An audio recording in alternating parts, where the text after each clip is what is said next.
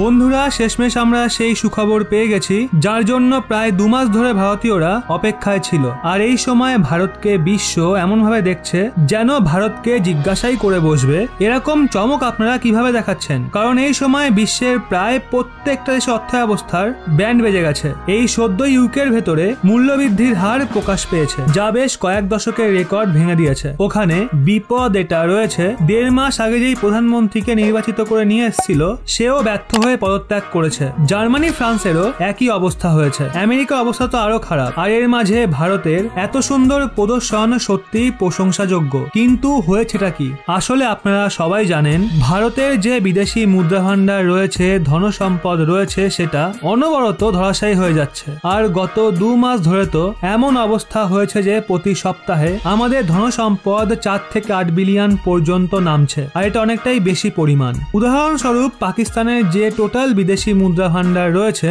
সেটা 10 থেকে 15 বিলিয়নের আশেপাশে। মানে পাকিস্তানে টোটাল যে খাজানা রয়েছে ততটা আমরা প্রতি 1-2 সপ্তাহে হারিয়ে ফেলছিলাম। আর এর জন্য গত 2 মাস ধরে সবাই আশা করছিল ভারতে ধন সম্পদ অর্থাৎ খাজানা কমা বন্ধ হোক বা সেটা স্থির হয়ে যাক। আর সেই দিন এখন চলে এসছে। আসলে গত সপ্তাহের ফরেক্স রিজার্ভের পরিসংখ্যান বেরিয়ে সামনে এসছে, যেটা আরবিআই জারি করেছে। তাতে এটা বলা হয়েছে 2 মাসের মধ্যেই প্রথমবার ভারতের খাজানা কমা বন্ধ হয়েছে। উল্টে এখন সেটা বাড়ছে। আরবিআই বলেছে গত সপ্তাহে ভারতের খাজানা প্রায় $200 মিলিয়ন বেড়েছে, মানে প্রায় 1600 কোটি টাকা আমাদের খাজানায় জুড়েছে। আর বিশ্বাস করুন এটা অনেক বড় ব্যাপার। যদি আপনারা বলবেন 200 মিলিয়ন তো অত বেশি নয়, তো দেখুন ব্যাপারটা হলো প্রতি সপ্তাহে আমাদের সম্পদ মোটামুটি 7-8 বিলিয়ন ডলার করে কমতো। এখন আমাদের খাজানা কমেনি, উল্টে সেটা 200 মিলিয়ন বেড়েছে। আর এর পেছনে অনেক ফ্যাক্টর বলা হয়েছে। সবার প্রথম ফ্যাক্টর তো হলো আমাদের সম্পদ এর জন্য কমছিল কারণ আরবিআই আমাদের সম্পদ থেকে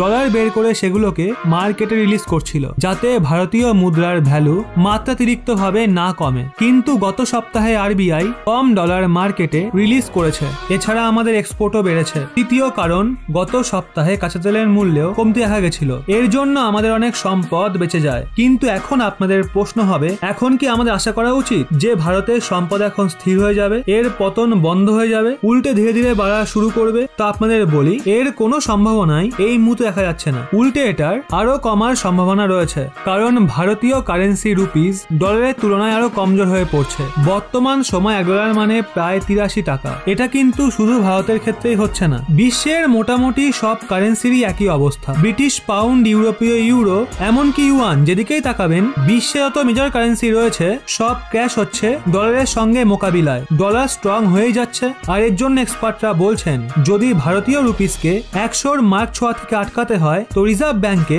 সম্পদের ভান্ডার থেকে ডলার বের করে মার্কেটে রিলিজ করতেই হবে। আর হ্যাঁ, যদি ভারতীয় মুদ্রা রুপিস 90-এর মাত্রাকে ছুঁয়ে ফেলে তাহলে মোটেও অবাক হওয়ার কিছু নেই। কিন্তু অসংখ্য এক্সপার্ট, সে ভারতের হোক বা বিদেশের, সবাই এটা মনে করছে ভারতের কাছে একটা হেলদি বিদেশি মুদ্রা ভান্ডার রয়েছে। মানে আমাদের কাছে এতই সম্পদ আছে যে আমরা খুবই সহজে এই পরিস্থিতির সঙ্গে মোকাবিলা করতে পারবো। বর্তমান সময়ে আমাদের সম্পদের পরিমাণ $532 বিলিয়ন রয়েছে। মানে এই পৃথিবীতে 150 থেকেও বেশি এমন দেশ আছে যাদের টোটাল জিডিপিও $532 বিলিয়ন নয়। গোটা পৃথিবীর এখন যা অবস্থা তা দেখে মনে হচ্ছে তার থেকে অনেকটাই ভালো পজিশনে রয়েছে আমাদের ভারত। তবে যাই হোক বন্ধুরা, এই নিয়ে আপনাদের কি মতামত নিচে কমেন্টে অবশ্যই জানান।